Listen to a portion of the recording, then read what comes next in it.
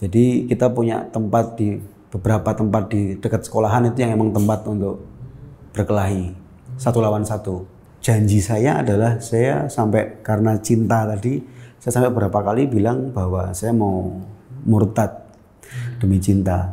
Saya ingat dulu kalau ditanya sama karyawan atau kru, saya wudhu itu, loh Pak kok wudhu? Enggak, ini cuci muka supaya seger.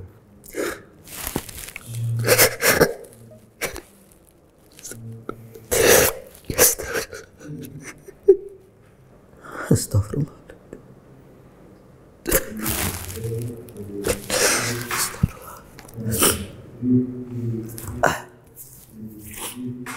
Allahumma shalli ala Muhammad. Allahumma shalli ala Muhammad. Sebelum mulai, yuk dukung dakwah Vertizon TV dengan like, subscribe, dan nyalakan notifikasi. Jazakumullahu khairan katsira.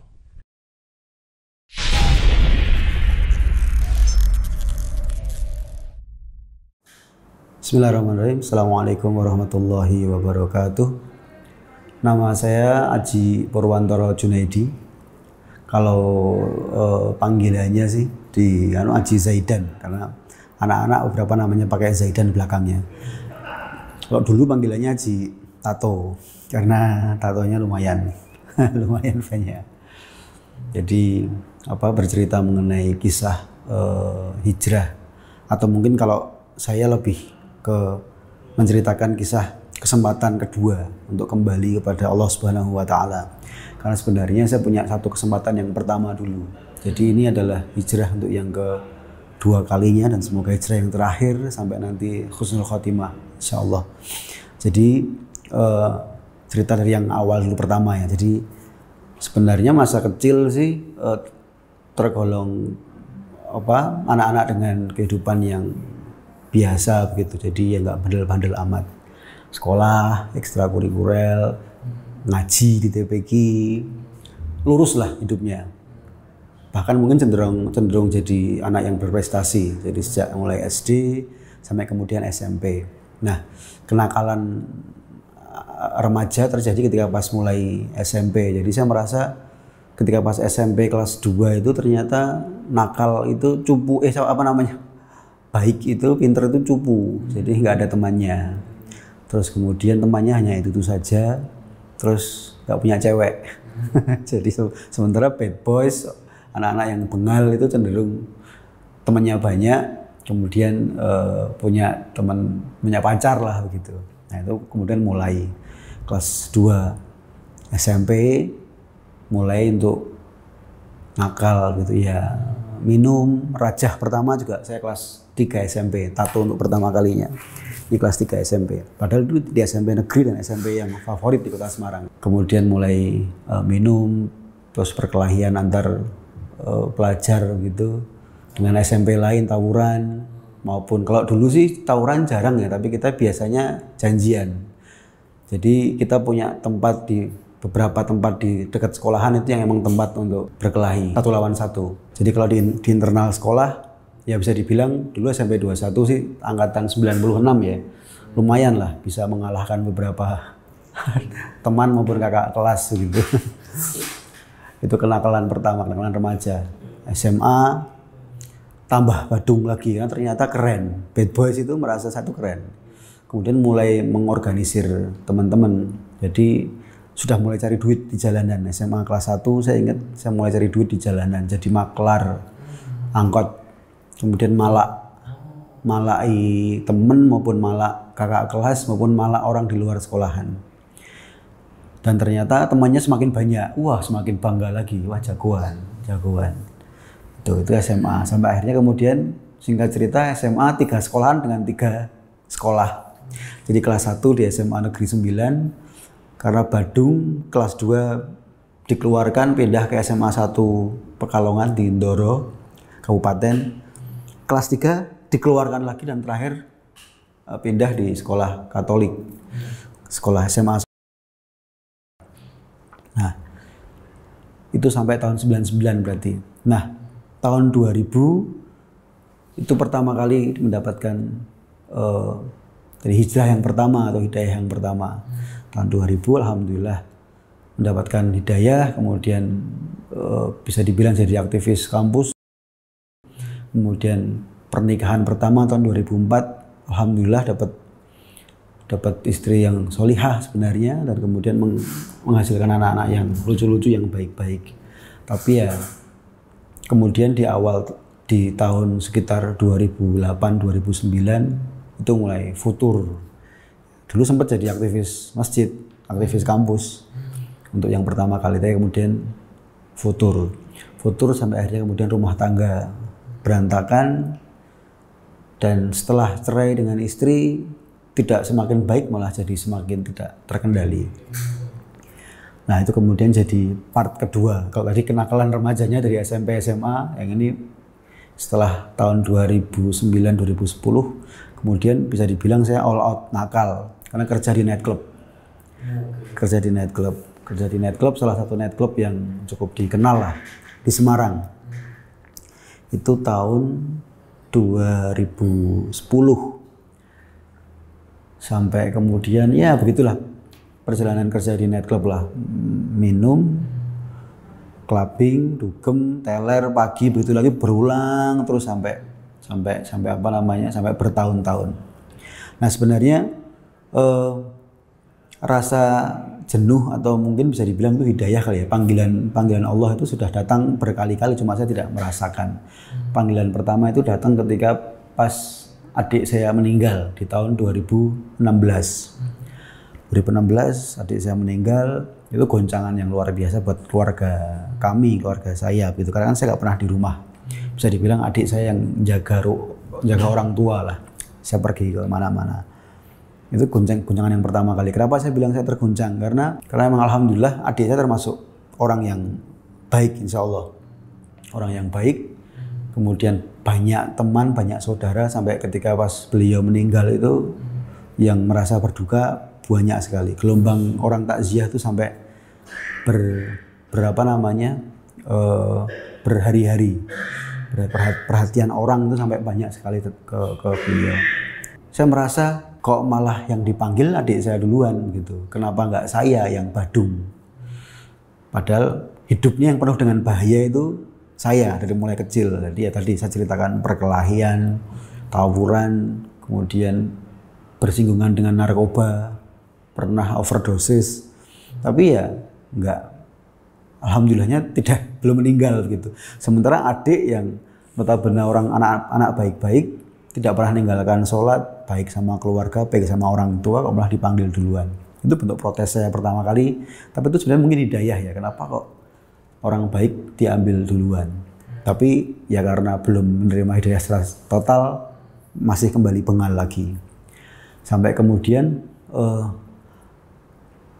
puncaknya adalah ketika tahun 2018. Jadi flashback sebentar lagi, setelah cerai sama istri, kemudian saya berhubungan sama perempuan.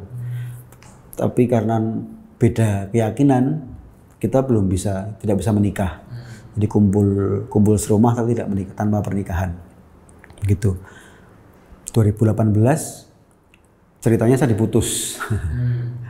Diputus, bingung gitu. Nah, kenapa diputus? Karena memang janji saya adalah saya sampai karena cinta tadi, saya sampai beberapa kali bilang bahwa saya mau murtad demi cinta. Itu ngomong ketika pas mabuk. Tapi ketika pas tidak mabuk, kepercayaan akan Allah dan Rasulnya itu ada. Jadi saya merasa kalau saya melepas keyakinan saya terhadap agama Allah dan Rasulnya, mungkin nggak ada harganya sama sekali. Ya, bayangin orang yang kena narkoba, minum, kehidupan malam tanpa keyakinan, mungkin saya lebih tidak ada harganya lagi. Makanya saya merasa kemudian saya harus mempertahankan keyakinan ini. Nah, berkali-kali mabuk, cerita, berkelahi, terus kemudian mabuk, akur, bilang ya saya tak pindah agama, tapi nggak bisa. Begitu lagi nggak bisa lagi, sampai akhirnya kemudian dia memutuskan untuk meninggalkan saya. Nah, itu mungkin yang jadi goncangan terberat dalam hidup saya. Tidak pernah mandiri karena serumah sama pasangan, apa-apa dilayani, akhirnya saya merasa hidup sendirian. Nah, saat sendiri itu kemudian saya mulai mencoba untuk kembali, walaupun sebenarnya malu sama diri, malu sama Allah. Apakah aku pantas kembali kepadamu dalam kondisiku yang seperti ini? Malu sama lingkungan. Saat itu saya masih megang bar, ya, manajer bar, dikenal di dunia malam, dikenal di dunia entertain Semarang, kok sholat tobat, malu. Tapi panggilan apa namanya, jiwa itu nggak bisa dibendung. Akhirnya saya kemudian mencari tahu, kenapa ya kok saya murtad nggak pernah bisa. Saya cinta 8 tahun kumpul sama orang, mau nikah beda agama nggak bisa. Ini ada yang menghalangi saya untuk keluar dari keyakinan ini. Kenapa? Apa? Sampai kemudian saya coba untuk bismillah untuk belajar agama lagi. Belajar agamanya dengan cara sholat. Ya karena dulu pernah baik mereview sholat tapi sembunyi-sembunyi. Jadi kalau saya ingat dulu, kalau ditanya sama karyawan atau kru, saya wudhu itu, loh Pak kok wudhu? Enggak, ini cuci muka supaya seger. Terus kemudian, loh Pak kok masuk musola? Aduh capek aku di kantor AC-nya, karena di kantor kan AC tapi rokok, kalau di musola steril. Enak, nggak tahu kok adem di musola itu. Tapi saya kunci, saya tutup tanpa saya bilang sama siapapun bahwa saya sholat. Itu berjalan hampir 1 tahun. Jadi minum ya, megang kafe ya, tapi sholat. Jadi berkali-kali ketika pas kita kan pulang jam 2 malam. Jam 2 malam ya udah habis minum, mabuk, sampai ke rumah, mandi, keramas, sholat. Nah, tapi kok saya merasa ketenangan itu masih belum datang. Ini ada apa nih, yang kurang apa?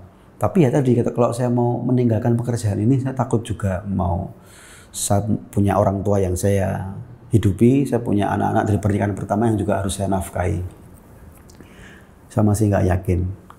Terus berjalan sampai akhirnya kemudian akhir 2018 saya memutuskan untuk resign dari pekerjaan saya lah. Bismillah lah. Saya resign dari pekerjaan. Udah resign, terus kemudian mulai aktif di pengajian. Itu akhir 2018. Tapi tidak semudah itu ternyata untuk berubah. Karena minumnya sudah selesai, tapi saya masih kecanduan narkoba. Ya. Jadi saya masih ingat, saya sudah bantu teman-teman komunitas muslim, tapi saya masih nyabu. Saya sampai curhat ke beberapa ustadz, termasuk Ustadz Alfian dan teman-teman yang lain. Ini walaupun tidak terbuka gitu ya, saya bilang saya masih kotor, tapi apakah saya boleh bergabung di kelompok ini, apakah saya boleh bantu teman-teman. Teman-teman bilang bantu aja, enggak apa-apa. Kotornya nggak usah bilang, kalau kamu malu, kamu nggak usah, tapi yang pasti kamu tetap aktif saja. Nah, kemudian alhamdulillah dapat peluang untuk kumpul sama teman-teman yang sevisi tentang kembali ke Islam gitu. Tapi ternyata tidak mulus juga, karena saya mengalami banyak hal yang ini mungkin cobaan dari Allah Subhanahu wa taala ya. Jadi beberapa kali pernah tobat malam, sholat tahajud, ya kemudian sampai pagi, ya Allah, nangis, saya mau tobat, saya mau lepas dari narkoba. Sudah alkohol saya sudah berhasil, ya Allah, ini tinggal narkoba yang belum. Udah selesai sholat subuh, selesai zikir, pagi itu dapat WA, Mas ada barang bagus mau enggak? Dan karena otaknya saat itu masih kecanduan alkohol, nggak bisa nolak. Ketika ada barang bagus diambil. Setelah ngerasain, nyesel lagi, nangis lagi, tobat lagi. Besoknya ada yang ngabarin lagi, Mas mau ada barang bagus, mau ngambil nggak? Saya ambil lagi.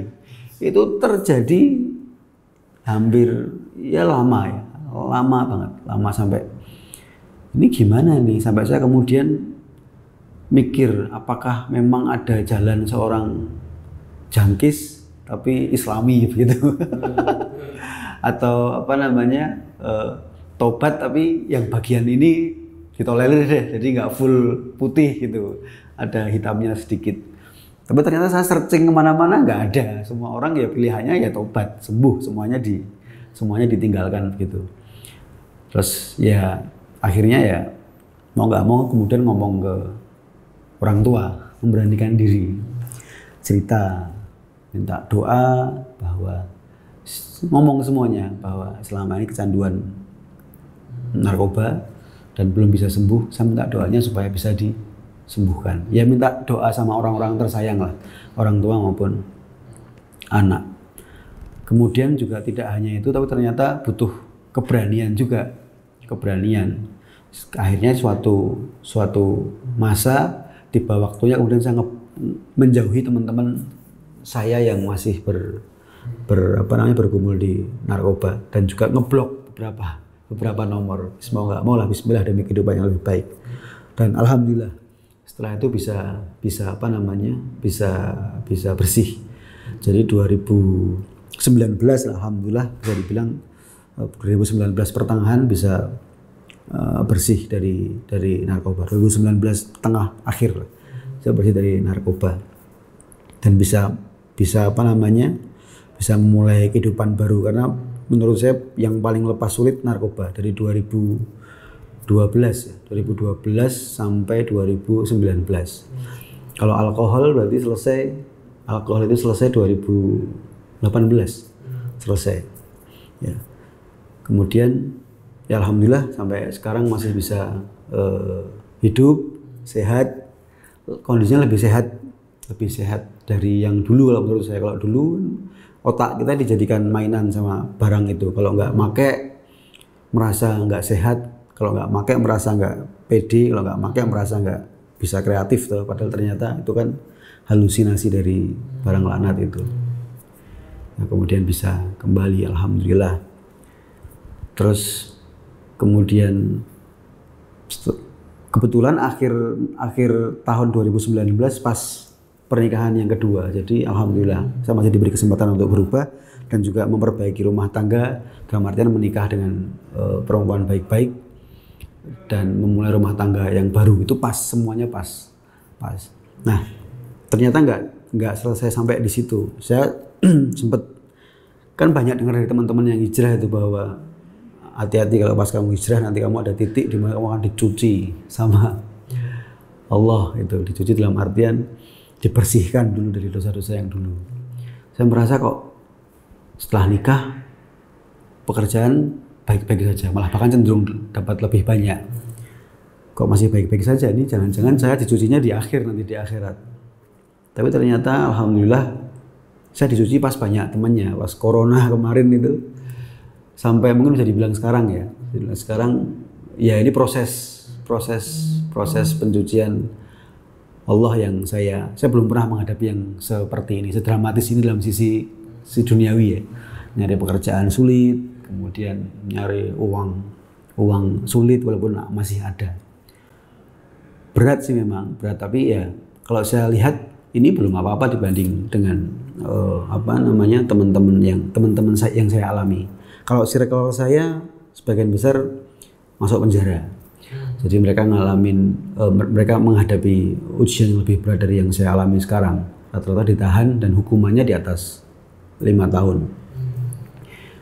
Itu mungkin belum apa-apa dibanding yang harus saya alami sekarang. Cuma nggak dapat pekerjaan. Ada sih pekerjaan tapi nggak sebanyak dulu lah gitu. Dan toh juga tidak hanya saya ngalamin, tapi teman-teman yang lain juga ngalamin karena ada pandemi ini. Jadi bisa dibilang tahun 2000 ini masa yang cukup berat, tapi itu ya tadi konsekuensi yang harus saya alami atas dosa di masa lalu begitu. Dan itu saya akhiri tidak seberat yang teman-teman saya yang lain hadapi, yang mereka rata-rata sebagian besar di penjara, bahkan ada yang setelah keluar dari penjara ditinggal keluarganya dan gila sekarang. Itu ya mungkin kurang lebih itu yang bisa saya ceritakan.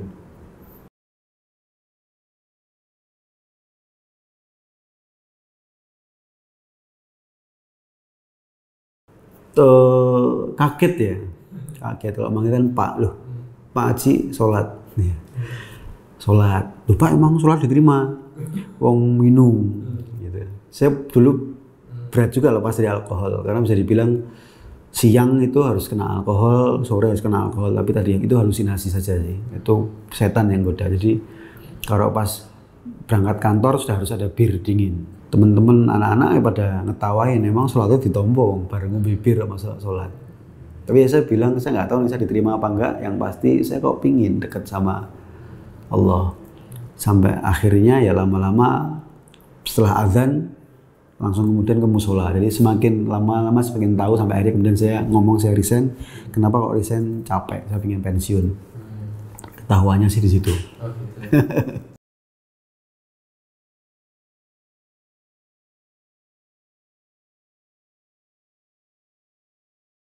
Sudah tahu ternyata. Sudah tahu karena sudah pernah ada yang ngomong. Sudah pernah ada yang ngomong tentang kasus, bukan kasus ya, jadi saya dulu pernah kehilangan tas beserta isinya.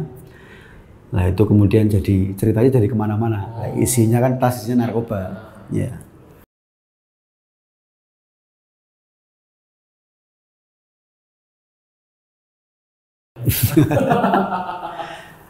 Nah, kalau apa namanya tato sih sebenarnya dulu yang paling awal yang ini ya, yang paling awal SMP kelas 3.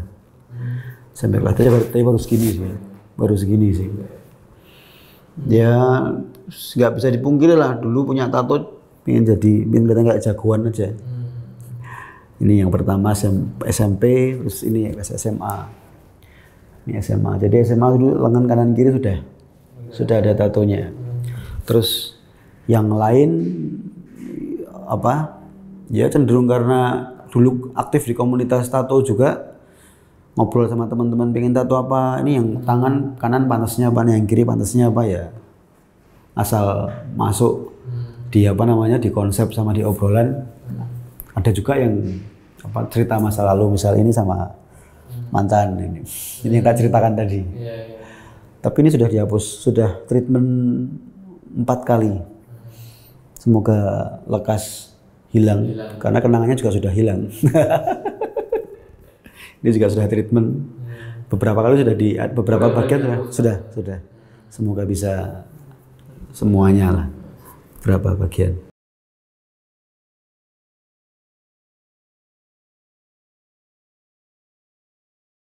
Di beberapa bagian tato sih menurut saya emang harus dihilangkan ya, karena apa namanya menurut saya ya ada yang harus benar-benar dihapus begitu, menghapus kenangan maupun kenangan yang ada di sini kan. Sekarang sudah mulai hidup baru dengan keluarga baru. Saya juga punya komitmen dengan istri, jadi ada beberapa hal yang emang bisa disimpan dan bisa diteruskan. Ada beberapa hal yang emang udahlah itu dilupakan saja. Masih, alhamdulillah.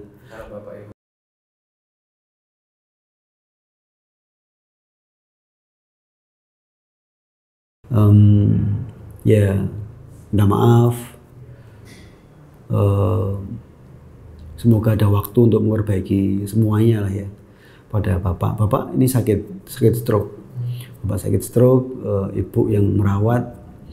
Ya tapi yang pasti insya Allah saya sayang sama bapak ibu, mendoakan di sisa umur yang ada ini semoga jadi anak yang berbakti dengan bakti yang maksimal. Terus kemudian tolong dimaafkan dengan tulus apa yang dulu pernah saya lakukan begitu, dan mungkin memalukan ya. Tapi ya saya sekali lagi minta tolong untuk dimaafkan supaya jalan ke depan saya lebih baik gitu. Lebih mulus insyaallah.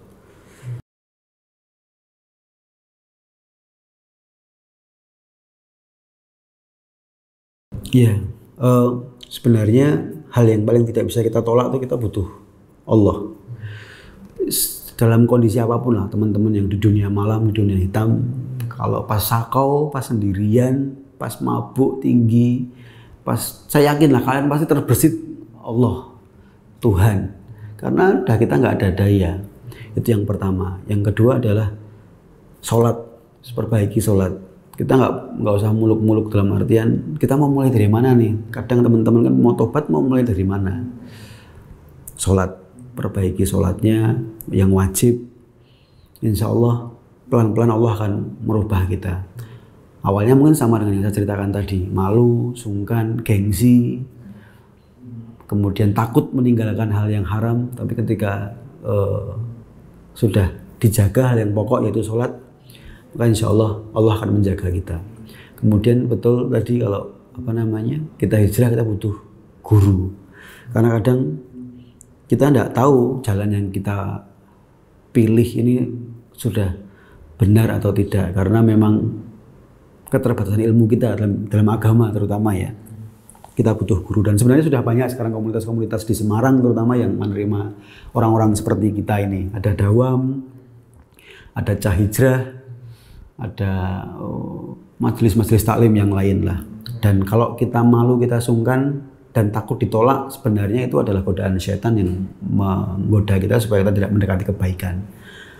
Singkirkanlah gengsi. Mau sampai kapan gengsi? Udah datang aja ngaji, insya Allah teman-teman gak akan nolak dan akan menerima kita dengan sepenuh hati lah, insya Allah, sebagai teman sesama muslim.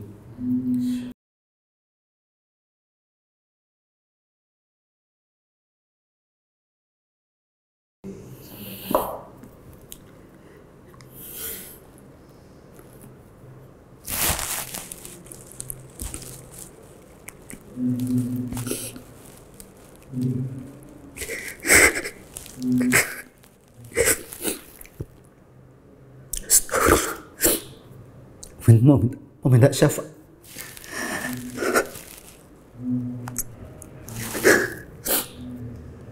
Mau minta syafaat.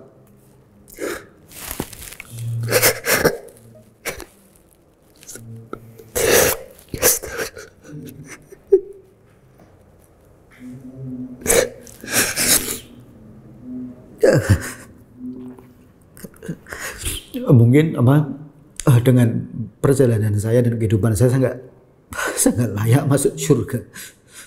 Saya mau minta syafaat sama Rasul.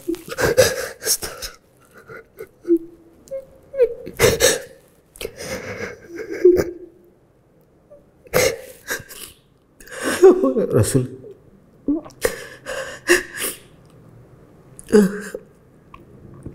walaupun mungkin saya jauh dari kriteria umatmu yang baik, tolong beri syafaat supaya bisa masuk surga bersamamu dan umatmu.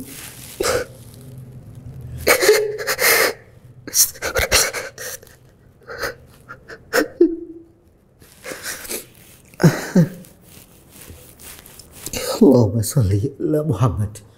Allahumma salli ala Muhammad.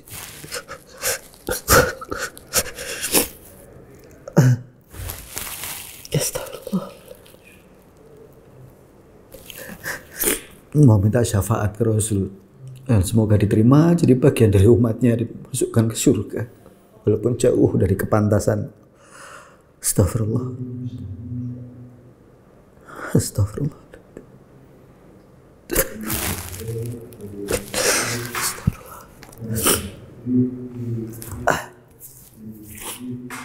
Allahumma salli ala Muhammad.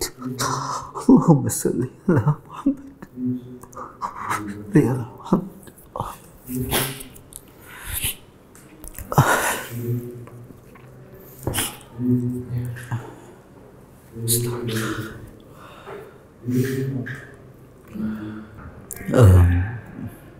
Kita nggak tahu mau sampai kapan hidup kita, terus kemudian kita sudah sama-sama merasakan bahwa dunia semakin tua. Ini saatnya kembali pada Allah, pada Rasulnya, apapun kondisi kita. Semoga Allah mengampuni kita dan semoga kita menjadi bagian dari umat yang mendapatkan syafaat dari Rasulullah Muhammad SAW. Insya Allah. Assalamualaikum warahmatullahi wabarakatuh.